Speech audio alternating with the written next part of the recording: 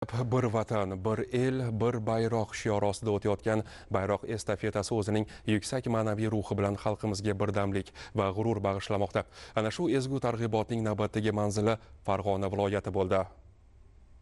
Andijon viloyatidan qabul qilib olingan bayroq estafetasi Farg'ona viloyati bo'ylab yuqori saviyada davom etmoqda. Tantanali yurishda ma'naviyat targ'ibotchilari, harbiylar, sportchilar, nuroniylar, talabalar, yoshlar, mahalla faollari hamda turli tashkilot vakillari qatnashmoqdalar. Ular qo'llarida bayroq ko'tarib, Farg'ona shahridagi Yangi O'zbekiston massivi ko'chalari bo'ylab yurishni amalga oshirdilar.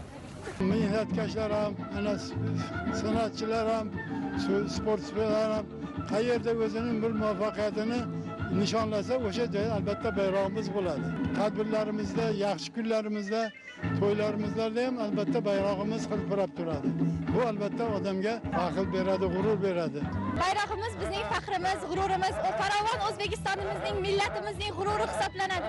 Bunday bayramlar kerak bo'lsa har kuni bo'lishini biz tarafdorimiz. Yoshlarga bunday g'urur bag'ishlovchi bayramlardan biz juda ham minnatdormiz, juda ham xursandmiz.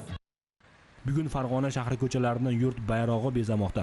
U mag'rur hilpiraydi. Har rangda millatning iftixori, har qatorida elning erki namoyon. 100 metrli bayroq osmono'par binoda elning yuksak orzulariday baland kelindi. Bu yurt sha'ni va birdamligining ramzi bo'ldi. Tadbir davomida ishtirokchilar bayrog'imizni ardoqlash va hurmat qilish har bir fuqaroning burchi ekanini ta'kidlashdi. Bayroq estafetasi Marg'ilon, Qo'qon shaharlari hamda Rishton tumanida yuqori saviyada davom ettirildi. Shundan so'ng estafeta Namanganga yo'l oldi.